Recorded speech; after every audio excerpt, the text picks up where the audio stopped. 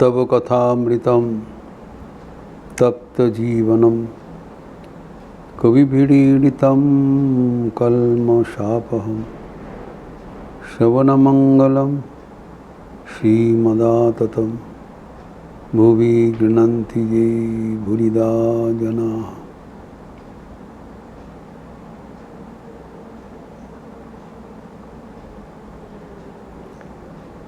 आज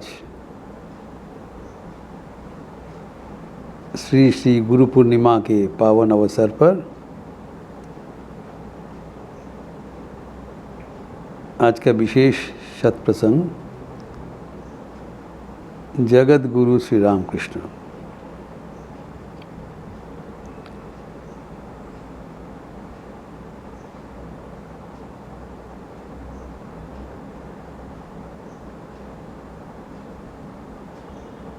गुरु कौन है? गुरु वही है जो हमें अंधकार से आलोक के साथ, रोशनी के साथ ले जाते हैं।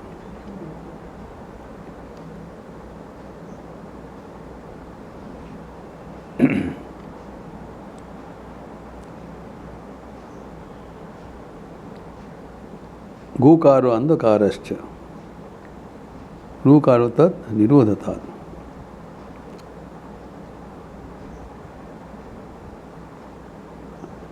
अंधकारो निरोधितात् तस्मै श्री गुरुवे नमः। गुकार मतलब अंधकार, रूकार मतलब रोशनी।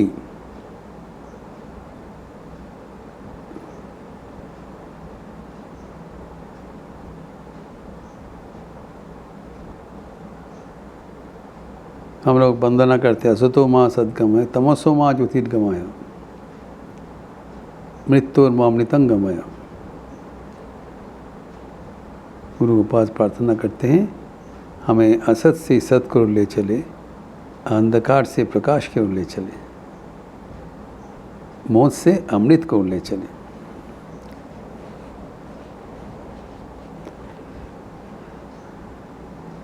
गुरु की एक परंपरा है।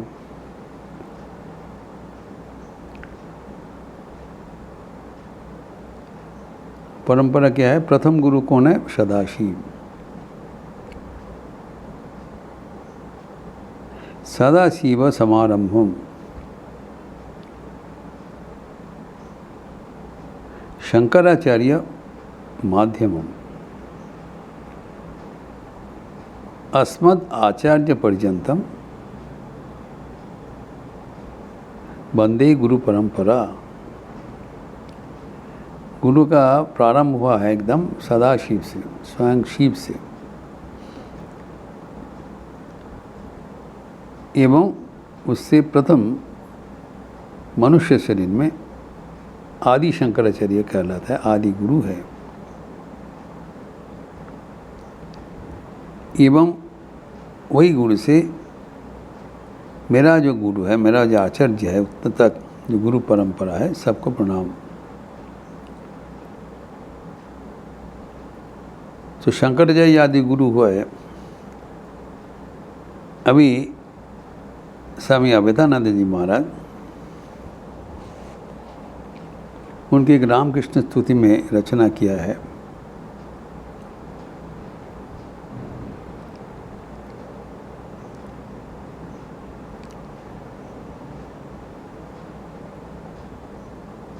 जगद विख्यात कारणम शंकरम भाष्यकारम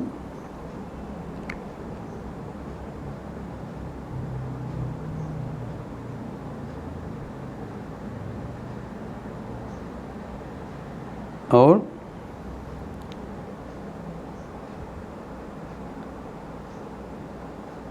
विमल परमहंसम रामकृष्णं भजामहम। अर्थात मैं वही रामकृष्ण का भजन करता हूँ जो शंकराचार्य के रूप में अवतीर्ण हुए थे।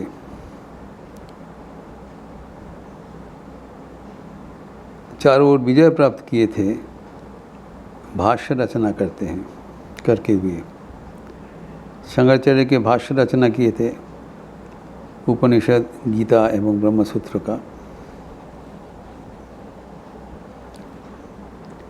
वही आदि गुरु है, वही श्री राम कृष्ण है।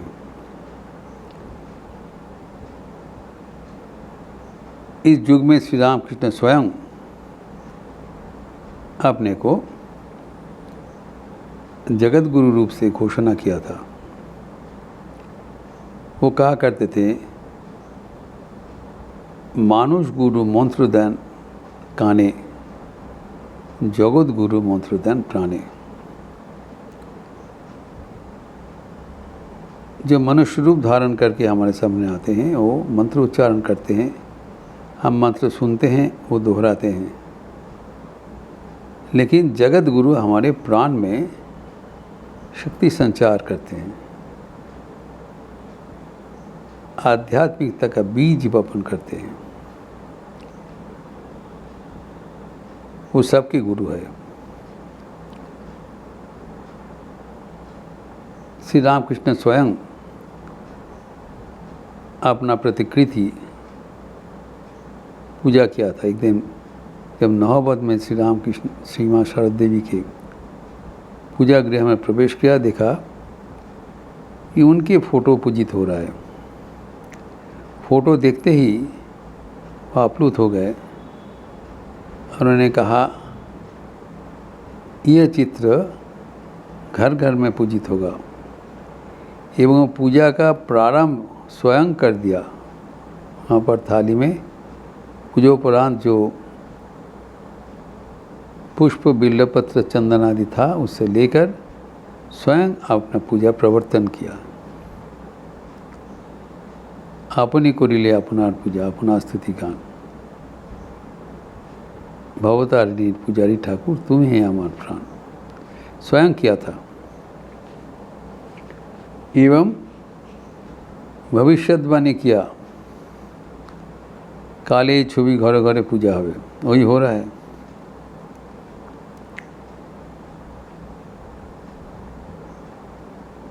ठाकुर कहते थे गुरु 3 प्रकार का होता है, एक अधम गुरु, मध्यम गुरु और उत्तम गुरु। इसे वैद्य 3 प्रकार का होता है। कहते हैं जो वैद्य रोगी को देखने के उपरांत कुछ औषध निर्णय करके चले जाते हैं, ये औषध खा लेना, वो अधम वैद्य है। जो मध्यम वैद्य है, औषध बताने के बाद उसको उपकारिता ये सब मरीज को समझाएंगे, ट्राई टू मोटिवेट रोगी को वो औषध खाने के लिए वो प्रस्तुत करेंगे, मानसिकता प्रस्तुत करेंगे ताकि औषध ग्रहण करे। Is deeper concern. और जो उत्तम वैद्य है वो बोलने के बाद वो जब तक वो औषध सेवित ना होता है वो छोड़ता नहीं। ज़रूरत पड़ेगा तो उसको ज़बरदस्ती करके औषध खिलाएंगे। यह है श्री राम कृष्ण का उत्तम वैद्य का संज्ञा। जो वैसे ही वही उत्तम गुरु है जो शिष्यों का न केवल मंत्रदान करके चले जाते हैं, न केवल उसको समझाते हैं, लेकिन उनको पकड़ के ईश्वर को लाभ करना पड़ता, ज़बरदस्ती कर। जैसे श्री ठाकुर कहा करते थे, नरेंद्रनाथ को ज़बरदस्ती करके उन्होंने कहा नहीं होगा तो घाड़ कोड़वे, ज़बरदस्ती करके शिष्य को सही ठिकाना पर पहुंचा दिया। उन्हें कहा करते थे, इस युग में, कलियुग में याग यज्ञ करने का समय नहीं है, अवसर नहीं है, सामर्थ्य भी नहीं है। यहाँ पर सिर्फ गुरु को सहारा लेकर उद्धार होना ही युग धर्म है। ये बात भगवत गीता में भी श्री कृष्ण अर्जुन को कहा था। आखिरी अध्याय में 66वां श्लोक में, चैप्टर 18 वर्स 66, सर्वधर्मान परित्यज्य मामेकम शरणं व्रज अहम त्वाम सर्व पापेभ्यो मोक्षयिष्यामि मा शुचि। सर्व प्रकार पाप से मैं तुमको रक्षा कर दूंगा, उद्धार कर दूंगा, सब कुछ छोड़ के मेरे शरण में आ जाओ और मैं तुम्हारा मुक्ति अवश्य अनिवार्य कर दूंगा, मिल जाएगा। सब छोड़ के मेरे शरण में आ जाओ। इसी ठाकुर भी इस युग में कहा कि मुझे पकड़ो, मैं तुमको सही ठिकाना पर पहुंचा देंगे। अब ये कहते हैं मैं प्रतिज्ञा करके बता रहा हूँ, जो मेरा चिंतन करेगा उसको मेरा ऐश्वर्य प्राप्त होगा। जैसे कि पिता का ऐश्वर्य पुत्र का ऑटोमेटिकली प्राप्त होता है बाई डिंट ऑफ हेरिडिटी। तो मेरा जो ऐश्वर्य है वो प्राप्त में, उनको ऐश्वर्य क्या है? 8 ऐश्वर्य है। ज्ञान, भक्ति, विवेक, वैराग्य, शांति, सुख, प्रेम, समाधि, ये 8 जो उनका संपत्ति है, ऐश्वर्य है, सात्विक ऐश्वर्य है, वो सब अपने आप हमें प्राप्त हो जाएगा उनका चिंतन करने से, उनको पकड़ने से। जैसे अर्जुन को बताया, सब छोड़ के एकमात्र मुझे तुम पकड़ो, शरण में आ जाओ, मैं तुमको उद्धार कर दूंगा। वही आश्वासन ठाकुर भी इस युग में दिया।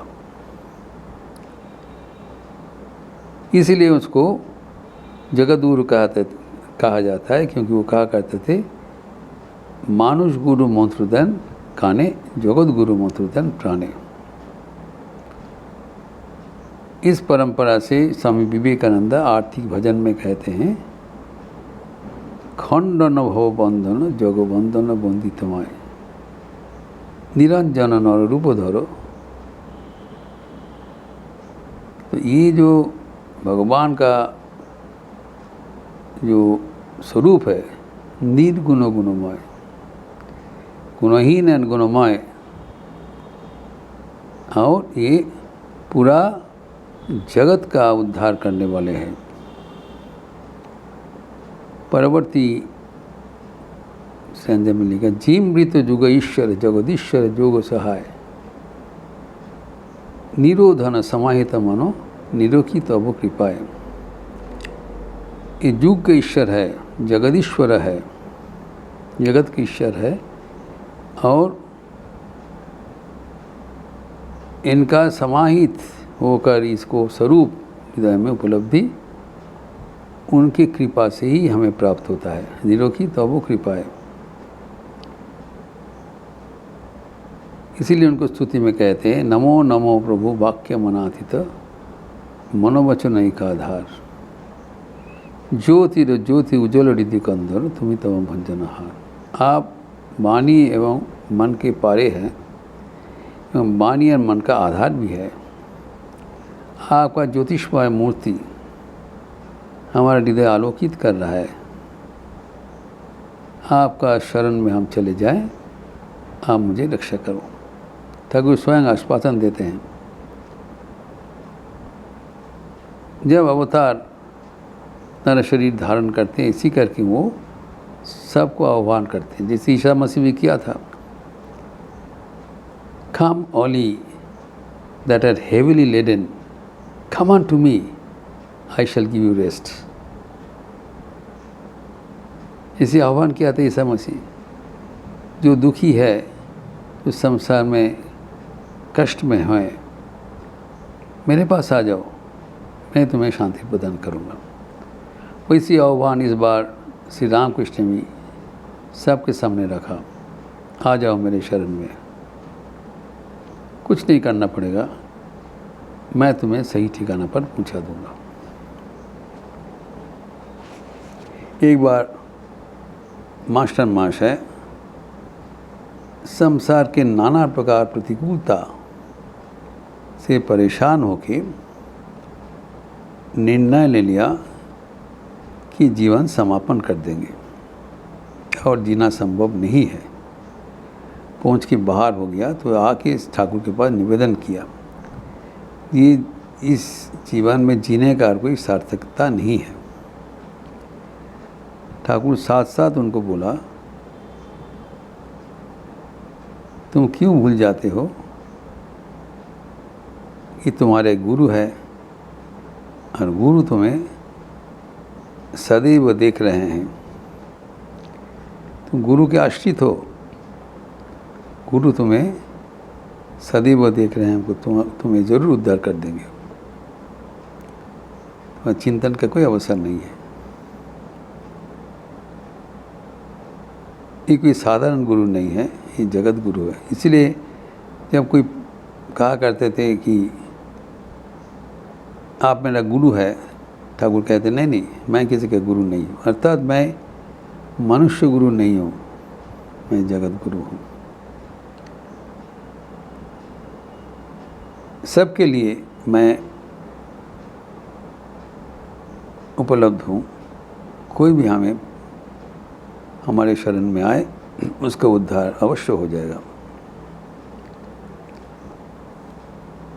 कहा जाता है बिना गुरु ज्ञान कहाँ से पाऊँ। इसलिए हमारे परंपरा में भी कहा है गुरुकरण अनिवार्य है।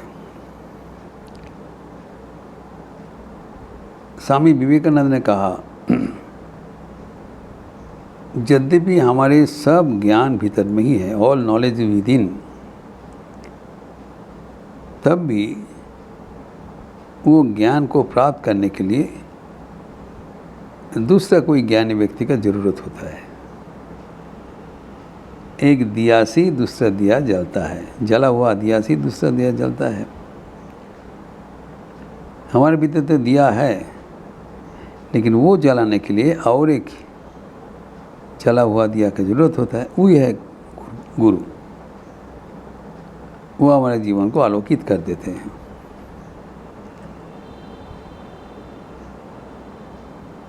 और इसीलिए कहा गया है विवेक चूड़ामणि ग्रंथ में वर्ष नंबर 32, उपासीदेत गुरुम प्राज्ञम जस्मात् बंध विमोचनम। हमारे जो बंधन है, जन्म मृत्यु का जो चक्कर है, जंजीर है,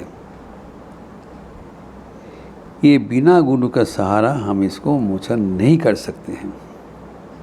इसीलिए कहा गया है कि तत्वज्ञ गुरु के पास जाकर ही उनके सहारा से ही इसको मोचन होगा। एवं यद्यपि जो मनुष्य गुरु होते हैं वो हर समय में उपलब्ध होते हैं सामूहिक रूप से, लेकिन ईश्वर को सबके गुरु कहा जाता है। पतंजल योग सूत्र में 126 प्रथम पाद में 26वां सूत्र में कहा गया है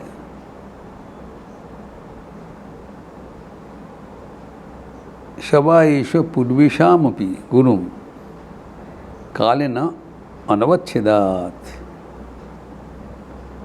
अर्थात जो मनुष्य गुरु होते हैं वो पहले बंधन में रहते हैं एवं अपने साधना से, गुरु कृपा से वो बंधन छिन्न करके मुक्त हो जाते हैं। एवं तब अन्य साधकों को भी मुक्त करने के लिए उनका सेवा प्रदान करते हैं। लेकिन ईश्वर कैसे नहीं है, वो कभी बंधन में नहीं पड़ा कि मुक्त होकर एक दूसरा अवस्था प्राप्त हो, बराबर मुक्त है। काल द्वारा उसको कोई गति रोग नहीं हुआ। Is ever existing, ever present. तो सबके गुरु ही है, इसको ईश्वर कहलाता है। इसीलिए कहा गया है ईश्वरी जगत गुरु। ठाकुर कहा करते थे सच्चिदानंद ही गुरु। वही सच्चिदानंद ईश्वर मनुष्य गुरु रूप धारण करके गुरु रूप में आविर्भूत होते हैं। और जब तक शिष्यों के इष्टों का दर्शन नहीं होता है तब तक उनके साथ रहेंगे, लेकिन इष्ट दर्शन हो जाने से वो इष्टों के साथ मर्ज कर जाते हैं। जब ईश्वर प्राप्ति हो जाएगा तब और गुरु का प्रयोजन नहीं रहता है। इसलिए ठाकुर कहा करते थे कि जब व्यासदेव उनके पुत्र शुकदेव को ज्ञान आहरण करने के लिए राजा जनक के पास भेजा था, तब राजा जनक शुकदेव को देखकर आश्चर्य हो गए कि इतने उच्च अधिकारी, और कहते हैं ठीक है मैं तुम्हें शिक्षा देंगे, लेकिन पहले गुरु दक्षिणा दे दो। तो शुकदेव ने कहा कुछ शुरुआत ही नहीं हुआ, पहले दक्षिणा का बात क्यों? काम समापन होने के बाद ही ना दक्षिणा होगा। जनक कहते नहीं, तुम्हारा जब सिद्धि प्राप्त होगा तब तुम्हारा और मेरे के भीतर कोई भिन्नता नहीं रहेगा, इसलिए पहले ही तुम्हारा जो कुछ देना है दे दो। तो इसी कहा है कि अति उच्च अवस्था प्राप्त होता है और वो ब्रह्म के साथ अभिन्न हो जाते हैं। ब्रह्मविद ब्रह्म ही भवति। यह है गुरु के साथ उनका संपर्क।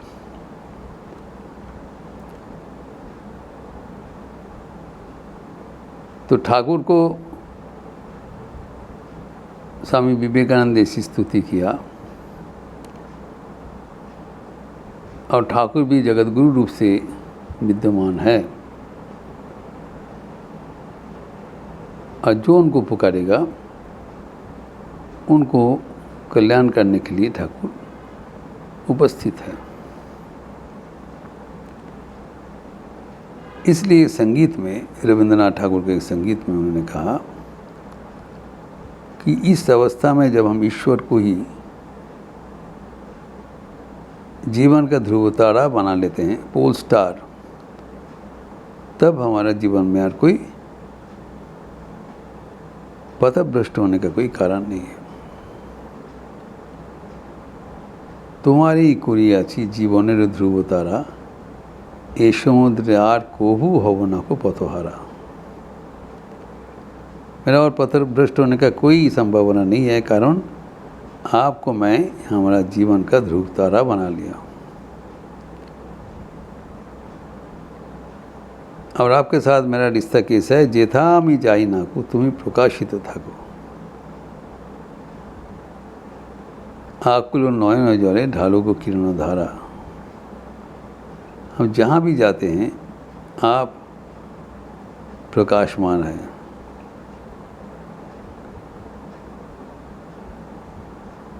इसीलिए मैं प्रार्थना करता हूँ, दिए दीन दर्शन करो हे दुख मोचन ओहे लज्जा निवारण शीतल करो हृदय। कुछ नहीं चाहते हैं, आपका दर्शन का आकांक्षी हूँ। आप कृपा करके दर्शन दान करके हमारा जीवन धन्य करें, सार्थक करें। जीवन सार्थक करने के लिए ठाकुर हमें सिखाया भगवान को कैसे प्रार्थना करना चाहिए। प्रार्थना मंत्र भी सिखा दिया। माँ আমি তোমার শরণাগত শরণাগত দেহ সুখ চাই না মা, लोकमान्य चैनम अष्टसिद्धि चैनम केवल यही करे जन तुम्हार पादपद में निष्काम अमला शुद्धा भुक्ति है। शुद्ध भुक्ति के सिवा कुछ प्रार्थना ना करो, सब तुम्हारा भरपाई हो जाएगा। ये ठाकुर सिखाया प्रार्थना कैसे करना पड़ेगा। अगर हम ठाकुर की याद करते हुए प्रार्थना करते रहें, वो अवश्य बात सुनेंगे। इसीलिए उनके एक भक्त देवेंद्रनाथ मजुमदार और एक संगीत में सबको आह्वान कर रहे हैं।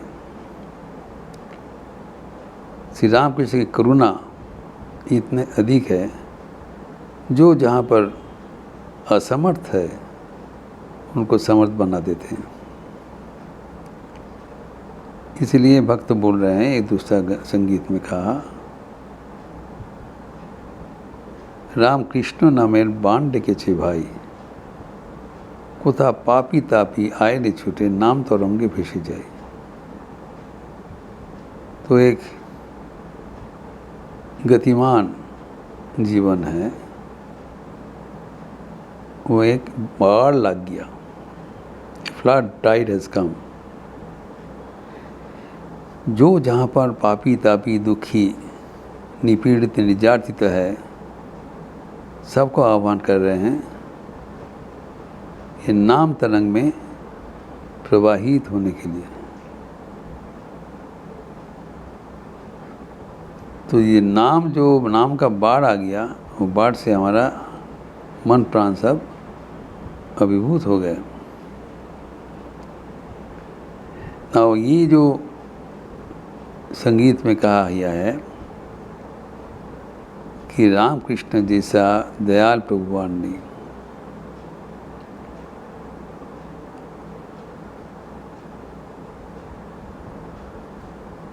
रामकृष्ण मधुर नाम मुखे बोल देवी राम, भवेर कष्ट नष्ट हबे पूर्वे मनुष्का।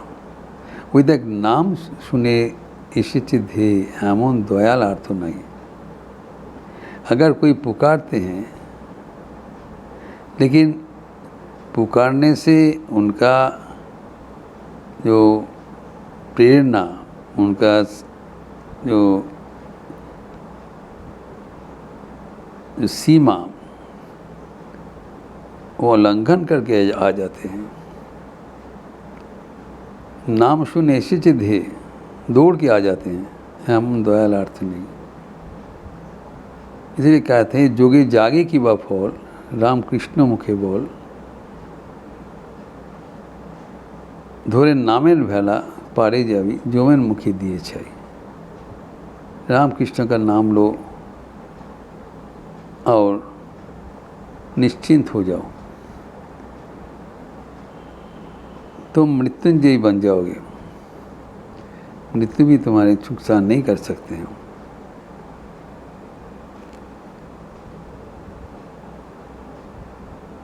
जो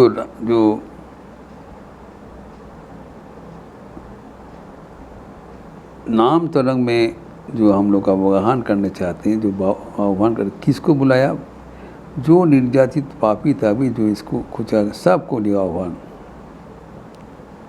सबके लिए रामकृष्ण उदार आह्वान, आ जाओ मेरी शरण में आ जाओ। तो श्री रामकृष्ण उदात्त आह्वान जगत गुरु रूप से आज भी बहमान है। अगर ये पावन अवसर पर हम उनके आह्वान को स्वीकार करते हुए उनके चरणों में प्रार्थना करें,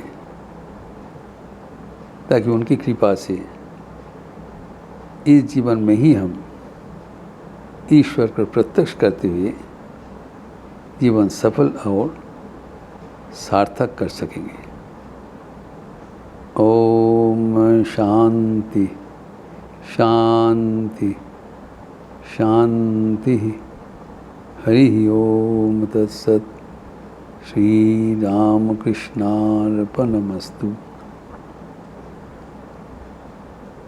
आज गुरु पूर्णिमा का पावन अवसर है। पहले कहा गया है रामकृष्ण मठ लखनऊ में बहुमुखी कार्यक्रम है। ऐसे तो जप यज्ञ चल रहा है। आज रविवार भी है। सुबह 5 बजे से शाम को 7 बजे तक मठ के पुराना मंदिर में एवं ऑनलाइन, इसमें आप सबका स्वागत है।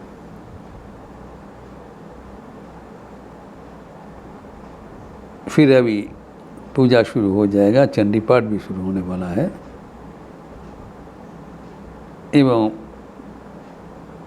भक्ति गीत सुनाने के लिए कानपुर से अशोक मुखर्जी जी आए के उपस्थित हुए हैं एवं तबला में संगत करेंगे सुमित मल्लिक जी, खोल में गोपाल भट्टाचार्य जी एवं बाद में शुभम राज भी संगत करेंगे। फिर हवन शुरू हो जाएगा 10 बजे, पुष्पांजलि 11:15 में, फिर भोगारोध इत्यादि। शाम को संध्या आरती के उपरांत आज पूर्णमासी के अवसर पर श्याम नाम संकीर्तन। उसके बाद एक समवेत प्रार्थना भव सागर तारण कारण है, गुरु वंदना है, वो भी होगा। और उसके साथ समापन गीत और अशोक मुखर्जी कानपुर से आए हुए प्रस्तुत करेंगे। आप सबका स्वागत है। जो स्थानीय भक्तादि होंगे वो अवश्य प्रसाद लेके जाएंगे दोपहर को एवं रात को। ये पावन अवसर में हमें सदैव याद रखना चाहिए कि श्री रामकृष्ण जगत गुरु है। जगत के प्रत्येक व्यक्ति के लिए उनका स्थान है, दरवाज़ा है। अगर हम उस अनुसार उनको सेवा करने के लिए तैयार हो जाए तब चारों ओर से हमारी बढ़ोतरी है, साफल्य है। अच्छा रहिए, स्वस्थ रहिए, आनंद में रहिए। नमस्कार।